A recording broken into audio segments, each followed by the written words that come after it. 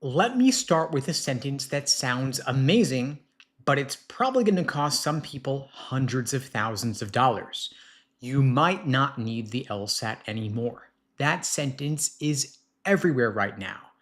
Florida has dropped the ABA requirement, Texas has gone its own way as well, and the ABA itself has opened the door to test optional admissions.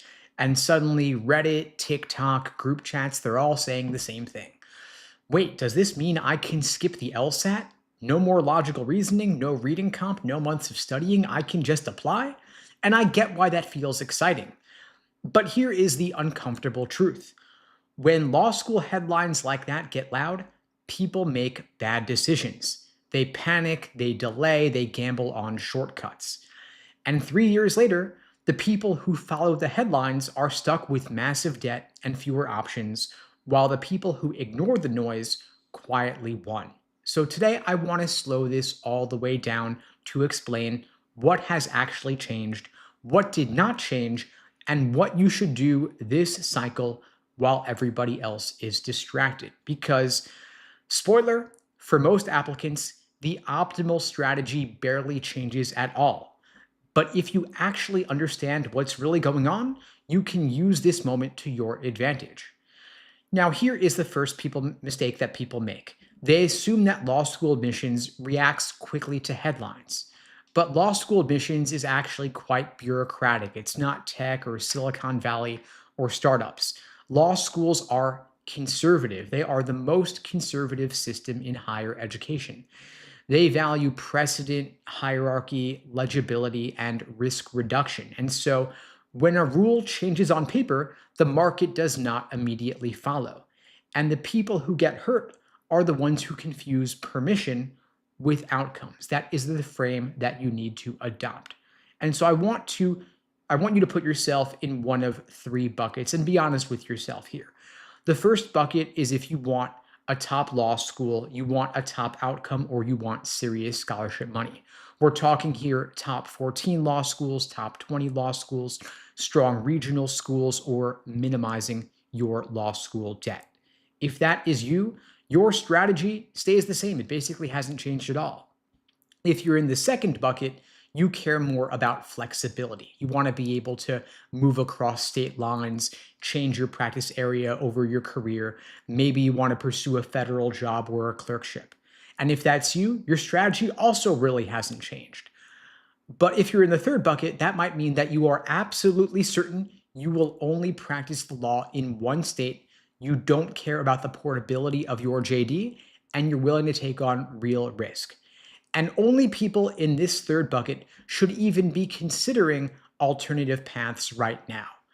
And most people like to think they're in bucket three because they don't want to take the LSAT. They want to avoid it. But the truth is that almost nobody is actually in that bucket. So keep that in mind. There are two separate developments making headlines these days that everybody's mashing together into one panicked narrative. The first is the American Bar Association and the test optional movement. The ABA now allows law schools to apply for what's called a variance. A variance is just special permission. It lets a given law school experiment with admitting some students without a standardized test like the LSAT. But you got to keep in mind that variance is not automatically granted, it's not permanent, it's supervised by the ABA, and it's also reversible. So this is basically the ABA saying to a given law school, we're going to let you try out something different. But that's not saying the LSAT's gone for everybody. The second major development that made waves early 2026 is Texas and Florida. Texas moved first. They finalized a system where American Bar Association accreditation is no longer the exclusive gatekeeper for Texas bar eligibility. Shortly after that, the state of Florida followed, removing the American Bar Association as being the sole accrediting body for Florida bar eligibility. Now, notice the language that I'm using here. I'm speaking very carefully. I'm not saying here that the ABA is irrelevant or that all JDs are equal. This is just exclusivity being loosened by two states out of 50. Now, just because something is allowed doesn't mean that it's usable. There is no brand new, proven, nationwide alternative accreditation system operating at scale right now. The American Bar Association is still the main game in town and almost exclusive. There is no alternative competitor that has a long track record or deep alumni network or decades of bar passage data. So when you see a headline saying that you don't need an ABA accredited JD anymore, what you should hear is someday, under certain conditions, maybe your children or your grandchildren will be able to take that path, but that's not a plan for you today. If it were you today, that's taking a massive six-figure bet, and you don't want to do that with additional uncertainty. Now, here's what didn't change. Law school admissions is still a risk management system. Every major actor involved is trying to avoid downside, and that should include you as well. Admissions wants students who won't fail the bar. Schools want to protect their bar passage rates. Scholarship committees want predictable ROI on those scholarships they're granting. And the US News rankings still reward objective metrics and standardized signals. And that's why the LSAT hasn't disappeared, even though everybody loves to complain about it. And it's not perfect, of course, I'm not claiming that it is, but it does solve multiple problems at once. And these institutions under uncertainty, they're clinging to those signals of reliability because the LSAT, of course, it's not perfect, but it's a decent predictor of first-year law school grades and bar passage rates, and law schools are evaluated based on those metrics.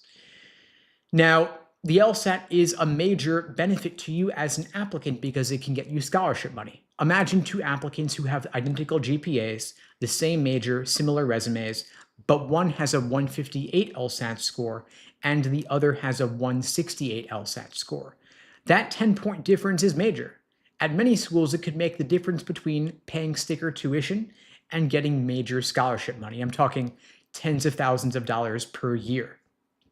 And when you multiply that across 3 years, it could easily cross six figures. If you get a full ride, it could save you hundreds of thousands of dollars easily. And so when I hear someone say to me, I might just go test optional, what I'm hearing is, I'm okay paying more for the same degree because I don't want to take the LSAT.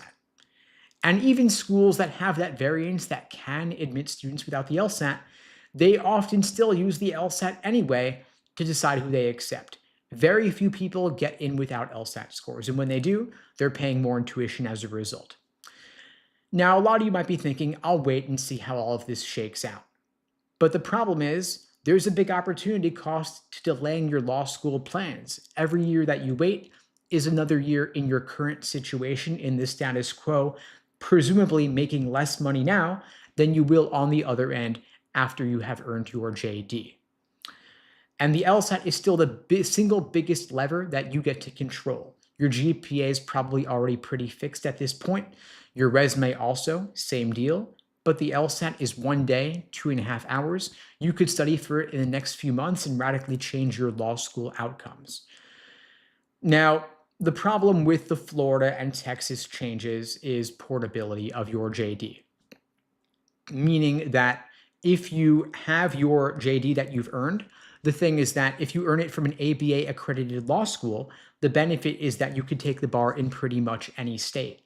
If you go to a non-ABA accredited law school in Florida or Texas through alternative accreditation, your JD might not be portable. You might be stuck in a given state. So in other words, if you go outside the ABA to a law school in Texas, your JD may not transport across state lines from out of Texas. Same deal with Florida. And most people don't practice law where they think they will at the age of 22. Your spouse might want to move, your parents might get sick, and your interests might change. And so if some new opportunity opens up elsewhere, having an ABA accredited degree is going to make it easier for you to move. If you choose a more narrow pathway tied to one state, you're betting that you're never going to need optionality, and that's a brutal bet to make, a brutal bet to lose. You don't want to make that bet right now. Now, there's no benefit to being an early adopter, to being a guinea pig, or to being the first one in. If you're early, you're paying that uncertainty tax. You have more explaining to do. You don't have the same alumni network, and having to explain your credentials is not a benefit. You want everyone to understand and respect your JD. And of course, this could change long term. You could see alternative accreditation systems mature and change over time. Admissions models might evolve, but you're not applying to a law school 10, 20, 30 years from now. You're probably applying now in 2026. And so part of your strategy should involve timing. And so you want to double down on what you know works and let other people be the ones to experiment. So if you want to get into better law schools, if you want more scholarship money, if you want longer term flexibility, your move is still the same. You want to maximize your LSAT score and use it to keep costs low. And you want to target schools that you know have proven outcomes. And so, yes, the ABA is changing, and Florida and Texas have made major moves against the ABA, but none of that changes what you should do right now as a law school applicant. Get the highest possible LSAT score to get into the best law school possible, minimize your debt, ideally go for a full ride and don't pay for law school. And if you want my help getting the highest LSAT score possible, I'm offering free LSAT tutoring lessons to everybody watching this now or later. The link is unpluggedprep.com/start. The link is below this video on YouTube, pinned in the chat on YouTube, in my bio on TikTok, Instagram, or wherever else you might be watching this. Open offer to everybody now or later. And by the way, if you find these lives helpful, I do this every single weekday, same time, same place, 2 p.m. Eastern, 1 Central, 11 Pacific, here on YouTube or TikTok or wherever else you might be watching this. I see a ton of questions coming into the chat. I'll get to as many of those as I can. I see D. Rushman was asking if I answer DMs on TikTok. Yeah, I can certainly try, but it's often better to have a real live conversation. We could speak one-on-one over Zoom video. I'm happy to have that conversation with you if you want to talk through the particulars of your situation. I find that that back and forth dialogue is often more beneficial for you than a quick one sentence or even shorter yes, no, I can answer in a DM.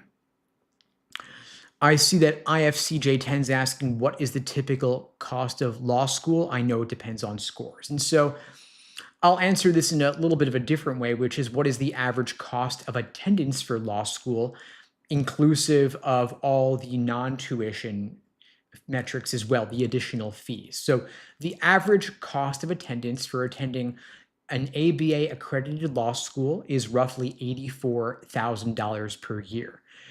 That's assuming that you're paying both tuition and all the mandatory fees, cost of living, like your room and board and such.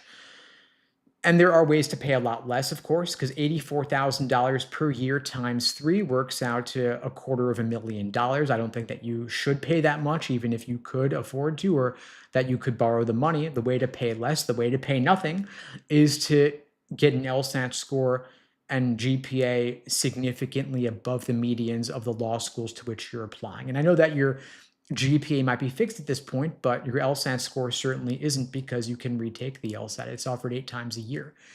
So plenty of opportunity for you to bump that LSAT up to reduce the amount that you have to pay.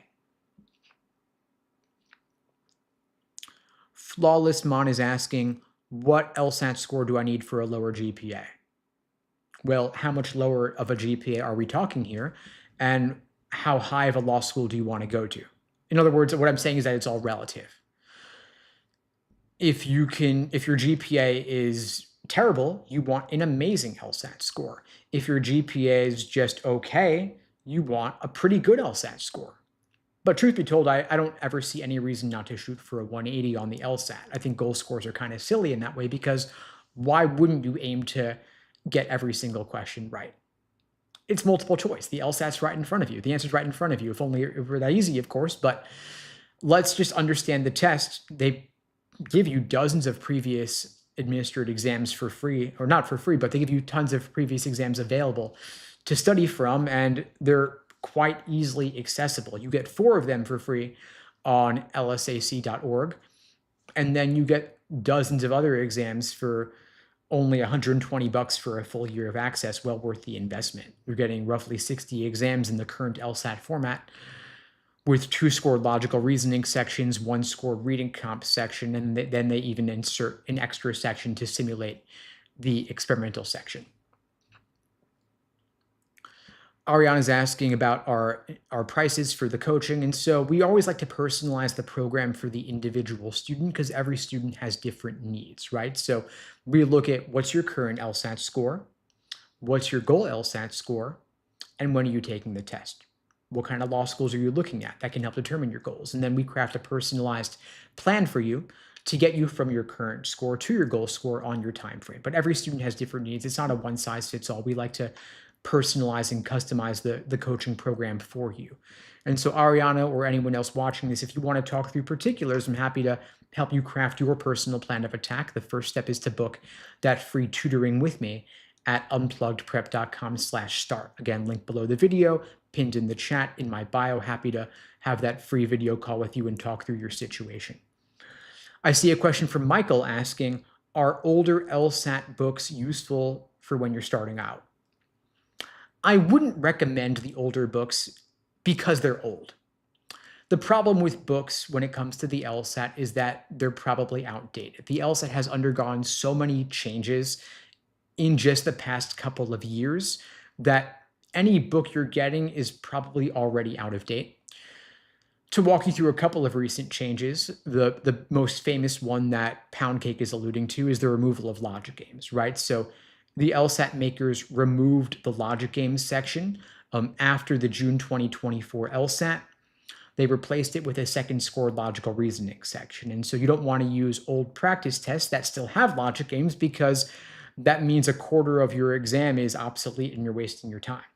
A more recent change is that LSAC took a lot of folks by surprise on the January LSAT when they removed the dual or comparative passage, reading comp passage for some test takers without any warning. Major issue there. No LSAT book that you could buy today is going to talk about that. You're only going to see that on a YouTube video like mine, for example. I covered this a couple of times in recent weeks. And LSAC has done you a real solid by taking all the old exams and reorganizing them into the new format. But the best place to get those new exams is on Law Hub on the lsac.org website. So I would study out of the website, not out of the books. The LSAT Online, you want to study with up-to-date materials in the current format. Your limited study time is too valuable to be wasted using outdated materials. Got a question from Braden asking, January LSAT scores come out next week. Yes, they do. They come out on the 28th. My pre-law advisor predicts LSAC will pull a surprise move and grade the writing sample. What are your thoughts on this? So Braden, I think your pre-law advisor's prediction is unlikely to come to fruition. I think I would bet a lot of money that's not going to happen. I'd say the odds are like 99% they're not going to do that. And the reason is that LSAC historically, when they make a major, I'm talking major format change, they announce it several months in advance. When they introduced the dual comparative passages back in June 2007, they released sample format questions like that, and they gave folks at least, I think, a 4 to 6 months notice in advance. When they removed logic games, they also gave folks several months notice in advance. I think that the reading comp change that happened in January, that was an aberration or an exception to the rule, and that was definitely gross negligence on their part, and it wasn't right of them to do that. But grading the writing sample, that's the sort of thing where it's a whole new section of the exam they're going to be scoring for the first time. They're going to include rubrics. They're going to give you guidance on that. And they're not going to take folks by surprise on that. That's too big a change. And if your pre-law advisor wants to talk through that with me, I'm happy to have that conversation. We could talk through particulars on that, but I would bet against that. I'm happy to make a friendly wager with your pre-law advisor on that one. Kamana's asking, do you know anyone that has done law school in their 30s? So yeah, I know tons of folks who've done law school in their 30s, 40s, 50s, even beyond. You might be surprised by that, but it's more normal than you would think to go to law school as a relatively older applicant. And by the way, 30s isn't old. I'm 40, so I'm not going to date myself as being old on this one too. But yeah, 30s is not old, totally fine. You don't need to be stressed about that at all. Lots of folks go to law school later in life, and law schools love older applicants because they have more real world life experience. And so you have more that you could talk about in your application essays, in your resume. You might have more solid reasons for wanting to go to law school, and law schools will appreciate that. Nice, you're saying, yeah, you're 36, so yeah, you're not too old for law school. Ariana's asking, do you think the curve for the January LSAT is going to be more lenient? And so I think that's under a misconception here based on that question. There's no single curve for the January LSAT because there is no single January LSAT exam. LSAC, for any given administration, they use multiple test forms at the same time on the same day, because if they didn't, then your friend who takes it at 9 a.m. could tell you taking it at 5 p.m. what's going to be on it. It would lead to questions of integrity. It would compromise the integrity of the LSAT. So there's not just one LSAT test form, and they're not going to release the so-called curve or raw score conversion for the LSAT anyway, because they don't disclose these exams. And so I think it's kind of pointless to speculate about something where we're never going to know the outcome anyway. So I don't think it's a useful conversation to have. It is what it is. We get our scores. We're happy or sad about them. And then if we're happy, we apply. If we're not happy, we retake and do better next time around. I see DJ's asking, do law schools give credit to non-traditional students who have lower LSAT scores? A short answer is no. In fact, if you're a non-traditional applicant, they're going to weigh your LSAT score more heavily than if you were a so-called KJD going directly from undergrad into law school. And the reason being that when you are an older applicant who did undergrad a while ago, in other words, the longer it's been since you did undergrad, the more they're going to discount your undergraduate GPA and the more relative importance they're going to place on your LSAT score. Because let's say that you're 36, like our previous commenter is. And let's say that you did undergrad and you got your BA when you were 22. So it's been about 14 years since you did undergrad, and part of that was even earned 15, 16 years ago. Who you are today is not who you were 15 or 10 years ago. But your LSAT score is a more recent measure of your academic abilities, for lack of a better word. So they're going to place more emphasis on your LSAT score. They're going to more heavily index your LSAT, and they're going to discount your GPA. So you want to actually put more into your LSAT prep, the less they're weighing your GPA. So spend more time on it if you're a non-traditional applicant or if you earned your BA a long time ago. Ruby's asking, if you get a bad LSAT score the first time, how do they look at the score for your second attempt? So the good news is that law schools do not average multiple LSAT scores. They only take the highest LSAT score on your record. And so that means there is no downside to retaking the LSAT, because if you do better, great, the higher score is what counts. If you do worse, no big deal. And the reason that they only count your highest LSAT score is because that's what is reported to the American Bar Association, which in turn is where US News pulls their data from for inclusion in the ever important US News Law School rankings, which everybody cares about a great deal in a kind of circular fashion, right? Everyone cares because everybody else cares. And law school admissions, part of what they themselves are evaluated on is their ability to raise their school's status in the rankings. That's why they are very careful about how they award merit scholarships for law school. They award them strictly based on the extent to which your LSAT and GPA will help them raise their medians, because that's what is impacting their US News status for the entering students. Sean is asking, do you recommend having a job during law school? I recommend against having a job if you can at all avoid it. And in fact, when you're going to law school full-time, law schools will not let you have a job because they don't want working to adversely impact your academics. Basically, law school is really hard and it's really time-consuming. And any obligations that you have during law school, aside from actual academics, will negatively impact your performance. So obviously, everyone's got their financial situation. Some folks go to law school part-time and work full-time. That's an exception to what I just said. If you're in a part-time program, you can still work, of course, but that's going to be a really, really hard road. If you are going to law school full-time and you want to break the rules and work anyway, maybe they're not going to find out, but your grades are probably going to suffer. And keep in mind that you are competing against folks who are not working during law school, and law school classes are typically curved. So you'll be at a severe disadvantage.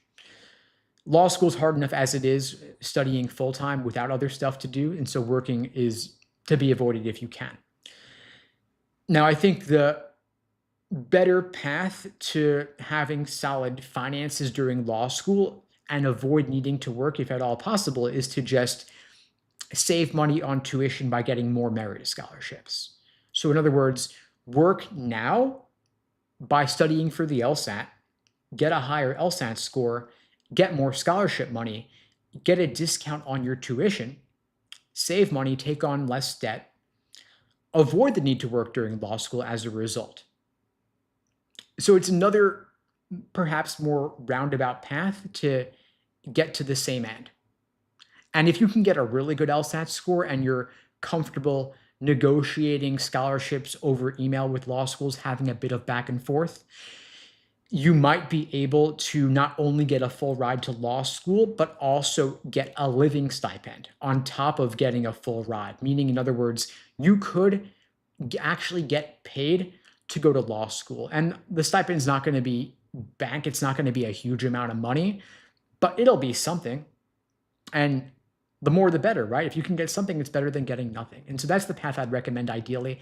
I have worked with students and helped them get to that end goal. It's a pretty optimal end goal. You can't do much better than that. And so I like to say studying for the LSAT's really the easiest money you'll ever make, considering, like I said earlier, the average cost of attendance for law school is $84,000. And so the more you can chip away at that $84,000 figure, as far as I'm concerned, the better.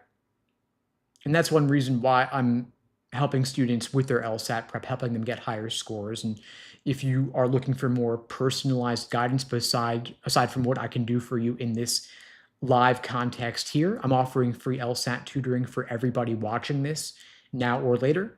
If you want to book a free tutoring lesson with me over Zoom video, one-on-one, the link to book that call is unpluggedprep.com/start. The link is below this video on YouTube, in the chat on YouTube, in my bio on TikTok and Instagram. Open offer to everybody watching this now or later.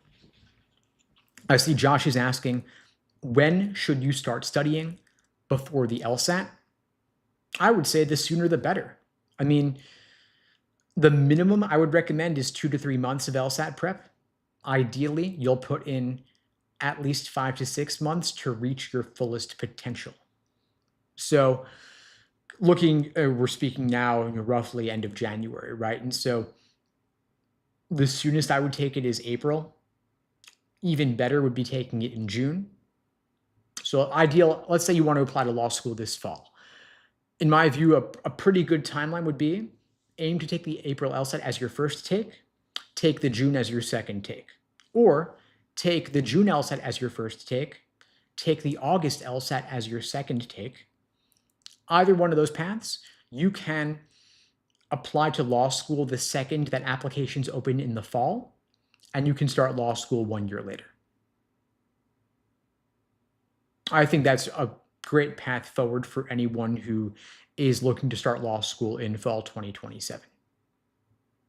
And by the way, I recommend that everybody take the LSAT at least twice, because law schools don't average multiple LSAT scores. They only take the highest score on your record, so there's no downside to retaking. If you do worse, no big deal. If you do better, now you're applying with a higher score. And the truth is that everybody's score fluctuates to some extent. If you take 10 practice tests, I would be shocked if you got the exact same score, like literal exact same score all 10 times. It'd be like rolling a 10-sided die and getting the same number every single time. It just doesn't really happen. It's one in a million, right? And so let's say, like Josh, you're a junior in college. What you could do is if you have a pretty light course load this semester, spring semester, You could take it in June as your first take, August as your second take, or you could study hardcore over the summer and take it in August. So yeah, I think that's a pretty good path forward. You're taking it in August, starting senior year in the fall, applying in the fall, and then you could go straight from undergrad into law school if you wanted to. I see Yoga Gabe is asking, can schools see if you have accommodations like extra time? No, they won't. And so if you get accommodations of any sort, it is not noted on your record, not noted on your score report. Law schools will never know whether you had accommodations or not, and they're treating your score the same. I see Nidra says, I'm giving myself 7 months starting February 1st, taking it in August and November. I think that's awesome. I wish that more folks planned ahead. I mean, the LSAT's the biggest factor in the law school admissions process, right? So why wouldn't you give it 6 or 7 months? I mean, you're giving undergrad 3 to 4 years of your life, and it's actually weighed less heavily than your LSAT score. So LSAT's certainly worth giving it half a year, I think, given its importance, not only it helping you get in, but also it getting you scholarships as well. I see AAE says, I've been binge watching your channel. You're appreciated in this community. Thanks. No, I really appreciate it. I'm glad you're finding it helpful. If you want to talk through things more, you could feel free to book the free tutoring with me. I'm happy to talk through your personal situation, help you craft a plan of attack for your LSAT prep. The link is below this video in the description and in my bio as well. Happy to meet with anyone watching this now or later. Just scanning through for other questions coming in. Thanks for all the great questions, folks, by the way. I see Flawless Mon is asking, what would you say is the most difficult or challenging section of the LSAT, in your opinion? I think that logical reasoning has more to learn. So in other words, the logical reasoning section of the LSAT is typically more unfamiliar for most folks at first, because there's roughly 15 different types of logical reasoning questions, depending on how you count them. But reading comp might be a little bit harder to improve on. But the truth is that the entire LSAT is really a test of reading comprehension, and it's a very learnable test because the LSAT is a test of pattern recognition. If you can understand the methods of reasoning that they test on this exam, if you can spot the tricks and traps, you can avoid them.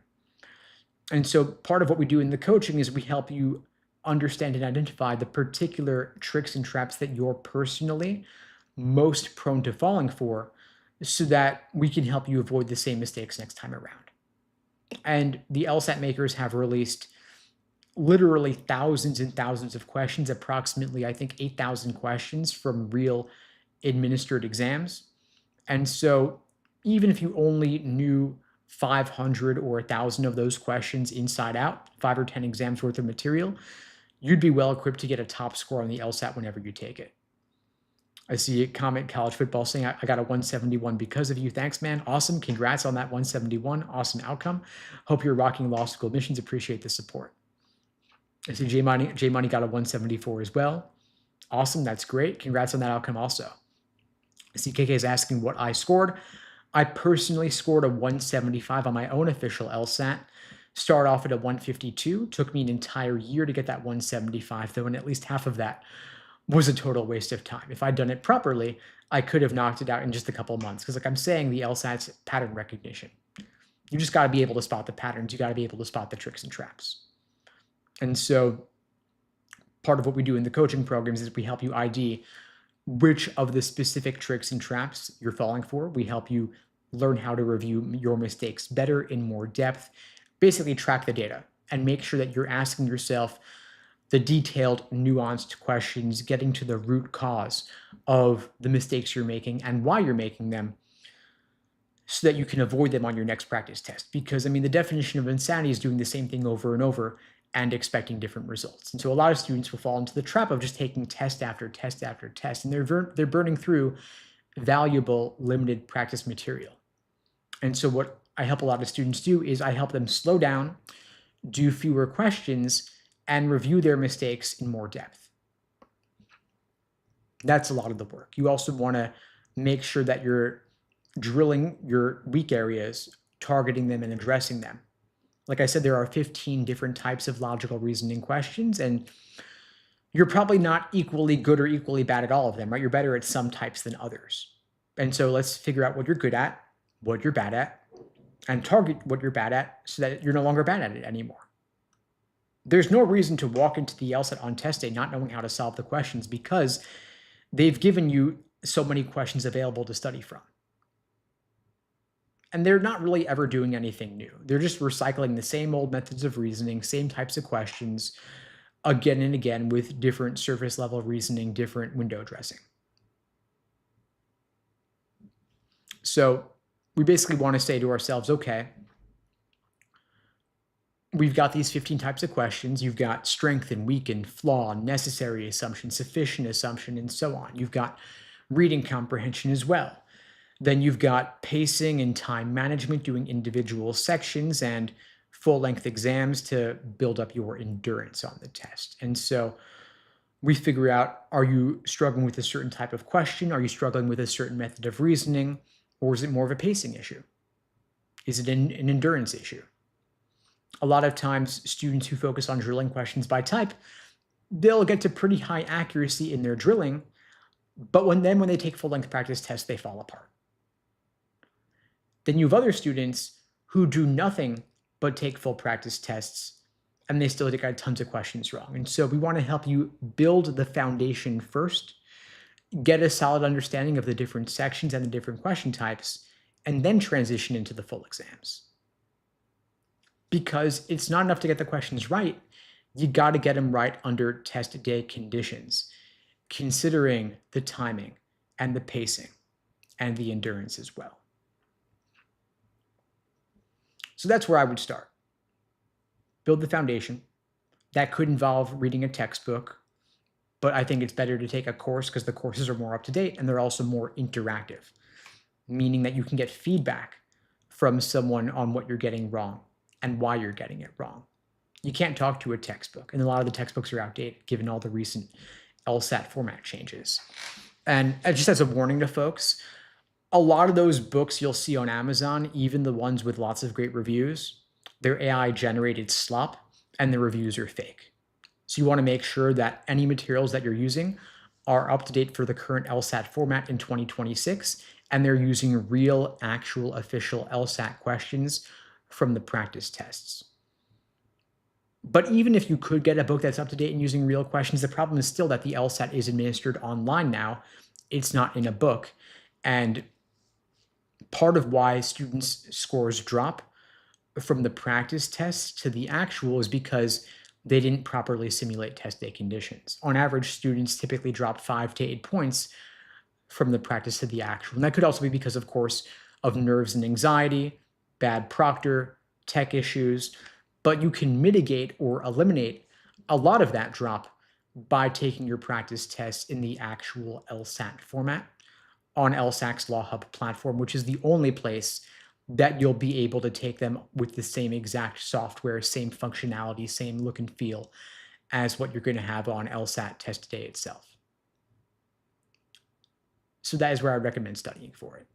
But the problem is, of course, that Law Hub is great, but most of the questions don't have explanations, and you can't talk to anybody or get personal support from that platform. And so that's where we come in. We have, at LSAT Unplugged, we have programs where you get private one-on-one coaching, you get small group classes, you get on-demand courses, you get thorough explanations for the different sections, the different question types, and if you want to talk through what your personal plan could look like, open offer, you can book a free LSAT tutoring call with me, free LSAT lesson at unpluggedprep.com/start. Again, link is below the video on YouTube, pinned in the chat on YouTube, or in my bio on TikTok as well. Open offer for everybody watching this now or later. I see, and that's, by the way, that LSAC platform is lsac.org is where you can access those practice tests. I see Josh is asking, do you recommend going straight from undergrad to law school or taking a gap year? It depends. I mean, what do you want to do and why? Are you confident that law school is right for you? Have you had some exposure to what it's like to practice law? Meaning, have you ever interned at a law firm, for example? Have you had in-depth conversations with current practicing attorneys? Do you know what kind of law you might want to practice? If not, you might want to explore it. If you're not sure, if you haven't done those things, maybe you want to take a gap year and work as a paralegal. But if you're sure it's what you want to do, you could go direct, and that's totally fine.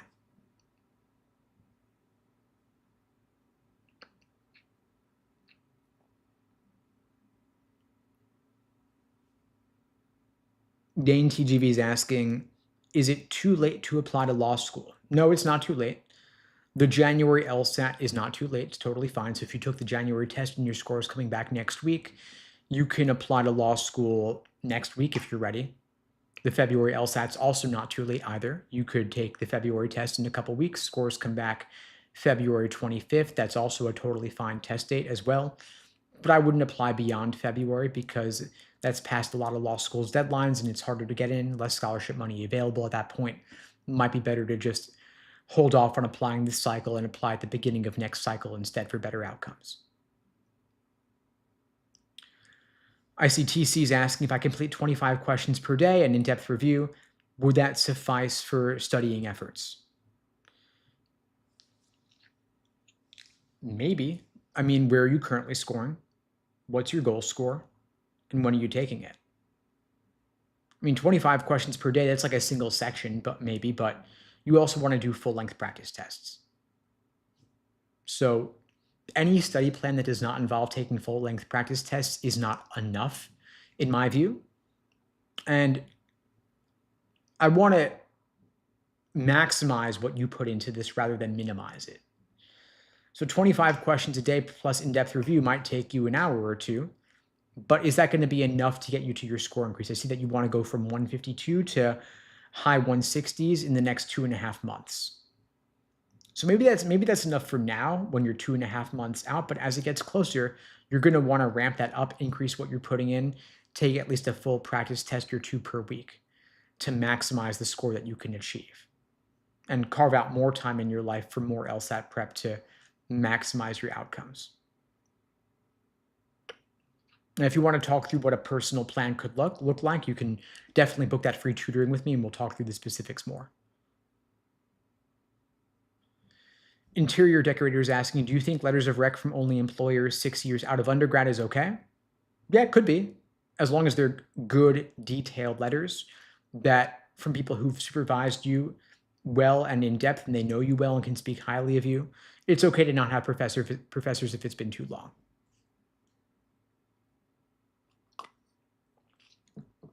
See a question asking, would you say it's enough if I'm doing 2 prep tests a month and timed sections with review all other days?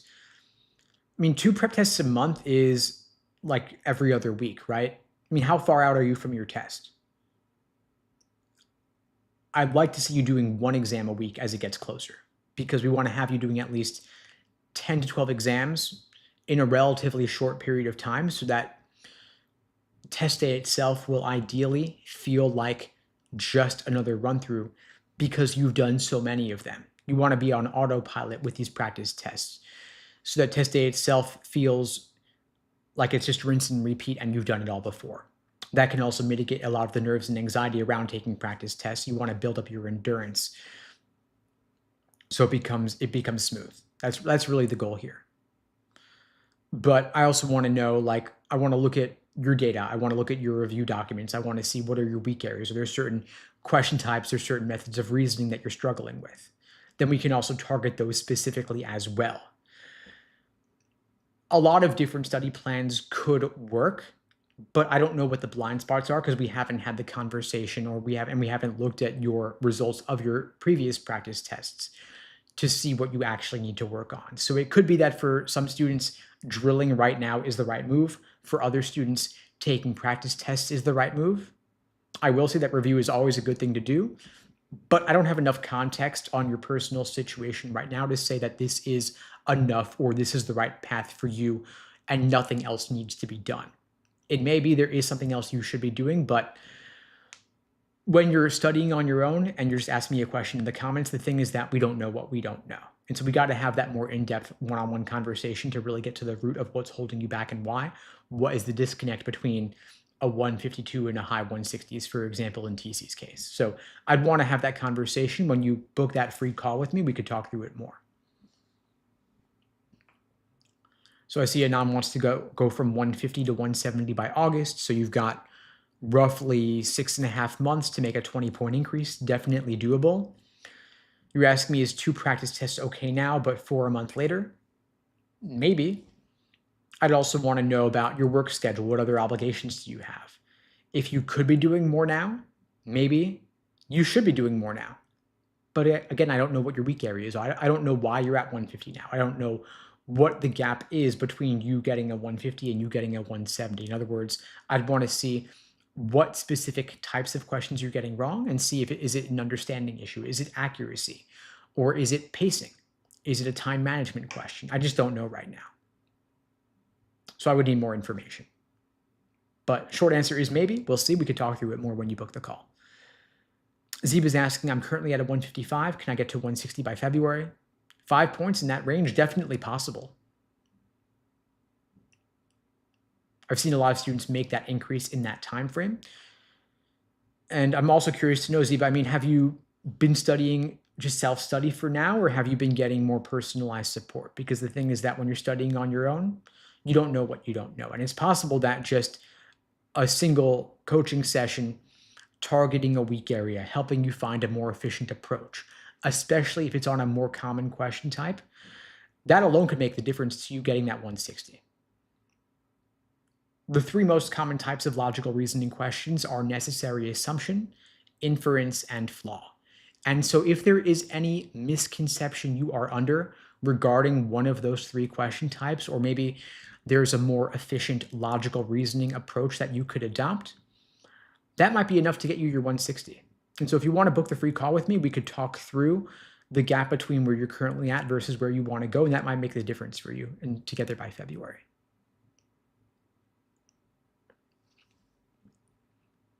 I see Ayan is asking, when should you start studying for the LSAT as an undergraduate? Whenever you have the time to study. When do you want to go to law school? Do you want to go straight from undergrad to law school with no gap? If so, you might want to take it as a junior. You might, if you're a junior right now, you might want to take it in June or in August, then apply fall of senior year with the LSAT already done. And you want to study at least 3 to 6 months prior is when you want to start. If you're studying during the semester, you want to ideally have a lighter course load that semester so that you aren't harming your GPA and that you all have sufficient time to study for the LSAT, or you could study for the LSAT over the summer and not take classes during that time. Tippers is asking, is a 3.4 GPA and a 172 LSAT competitive? Maybe. Competitive for which law schools? Every law school has different requirements. If you're talking about the top 14 law schools, their GPA medians are 3.9 roughly, and their LSAT medians are 170 to 174. So you're kind of in the middle on the LSAT, but you're below on the GPA if you want to go to a top 14 law school. For a lower ranked school, your stats might be good enough, but it's all relative. And so you might want to retake the LSAT to get 175 plus, depending on your goals. Tamer's asking, what course should I buy to study for the LSAT? Well, I've got a pretty great course myself, if I don't mind saying so. At LSAT Unplugged, we have comprehensive custom coaching programs. We offer private one-on-one coaching. We have semi-private coaching as well, meaning small group sessions. We have on-demand courses. We'll create for you a custom study plan. And we personalize everything for you given your time frame, given your goals. And so if you want to talk through what that program could look like, you can book a free LSAT tutoring call with me, a free tutoring lesson. The link to book that call is unpluggedprep.com/start.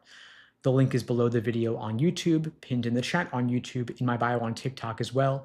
Open offer for everybody watching this now or later. Happy to meet with you personally and talk you through your personal situation, help you craft your plan of attack to help you get to your goals on your time frame.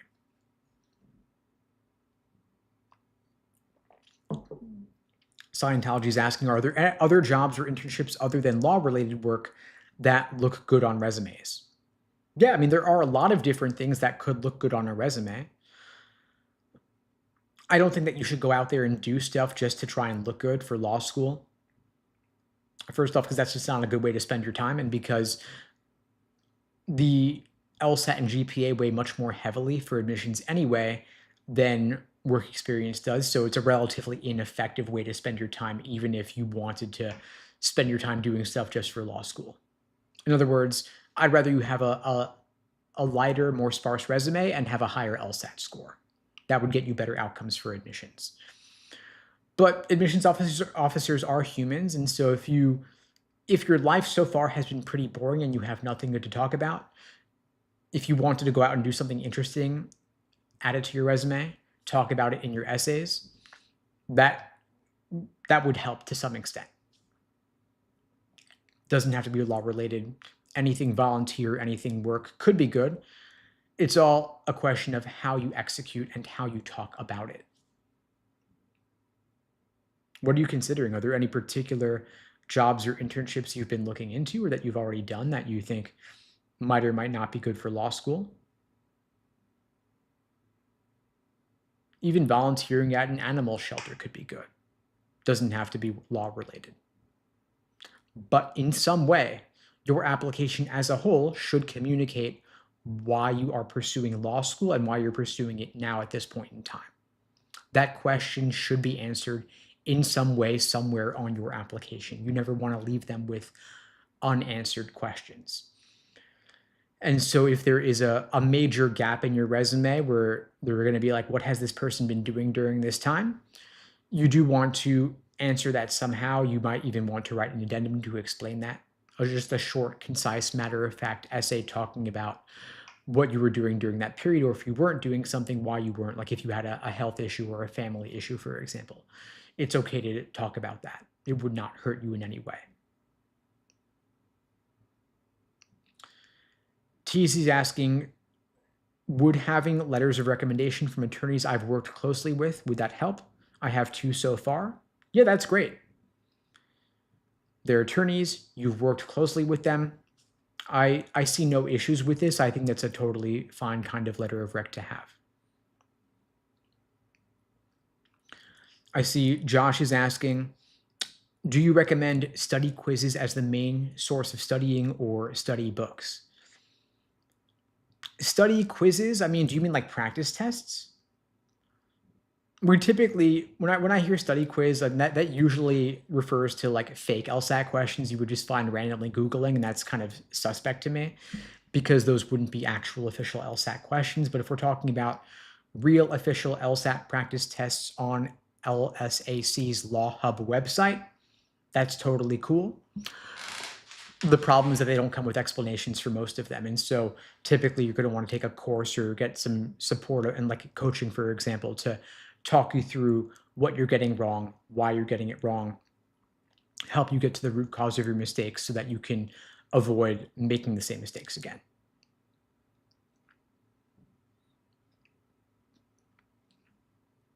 Sammy Elmo's asking, as a 30-year-old working full-time for 10 years, I've been scoring 150 on my LSAT.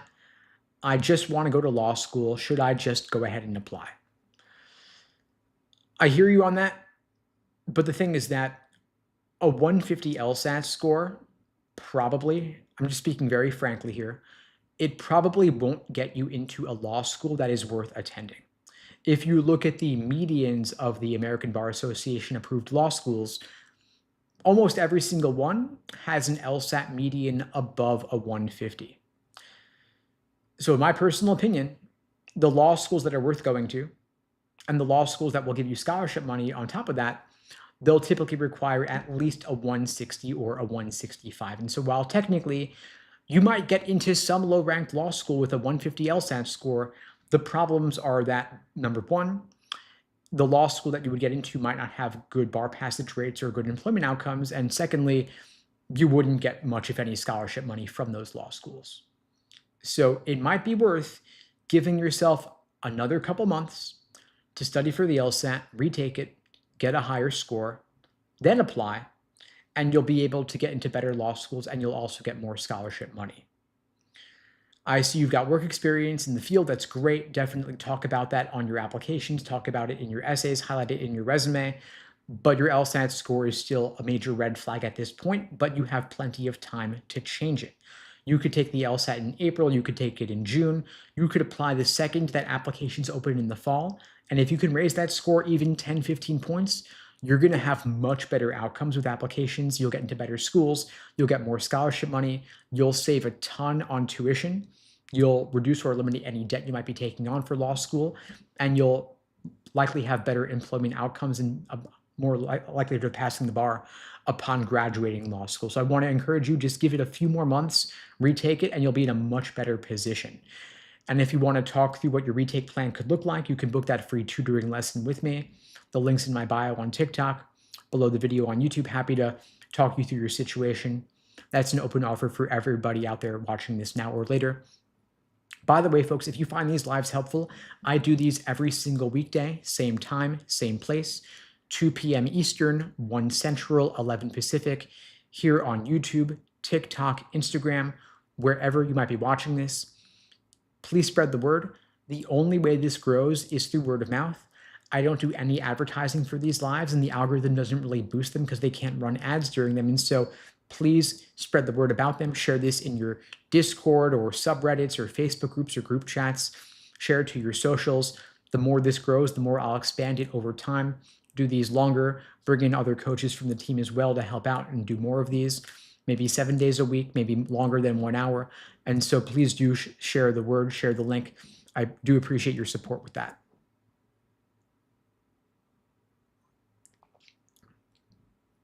I see Al is asking, when drilling, should I take as long as I want to answer the questions or do them within 1 to 2 minutes?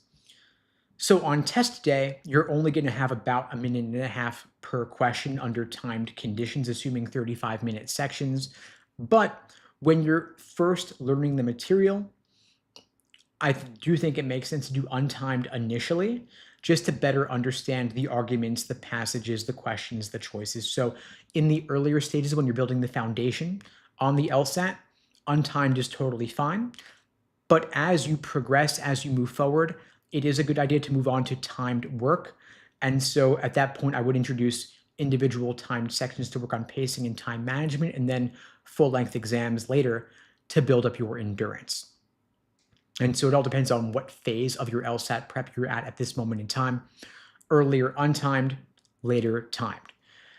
But for an initial diagnostic test, as Phaedra is asking, yeah, timed is good because you're just looking to get an accurate read on where you're at right now at the start. And so for your first cold diagnostic, if you do want to take one, do it timed just to get an accurate read on where you're at as a benchmark from which to measure your later future progress, and so that you could see as some motivation, as some fuel, what it's going to take. So if your cold diagnostics at 140 and you want a 175, you know it's going to take quite a bit of work, but that's okay. You can get there. Your cold diagnostic is not an indication of your potential. It just tells you where you are at this point in time. The LSAT is kind of like learning a foreign language at first. And so if it's unfamiliar at first, of course, it's not going to go well. Totally fine. You can learn it. You just got to build that foundation. I see Ben is asking, hey, Steve, my girlfriend is going to start studying for the LSAT soon. How can I best support her? Awesome question. Glad you're looking to support her. They're looking out for her. I mean, one thing is just give her some time and space to study for the test. It does take time.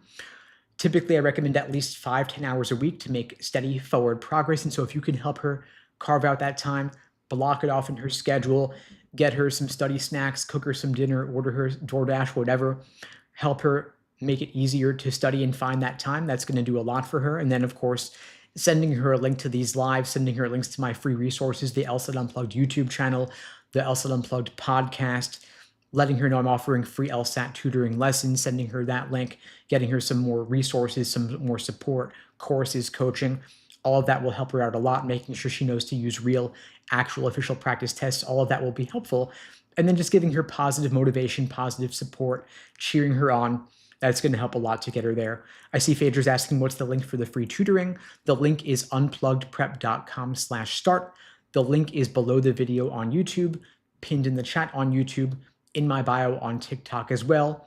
Phaedra, feel free to book it. Ben, feel free to send that link to your girlfriend. Everybody out there watching this, feel free to book that call. I'm happy to help. I'll be back on Monday, same time, same place. I'll see you all then.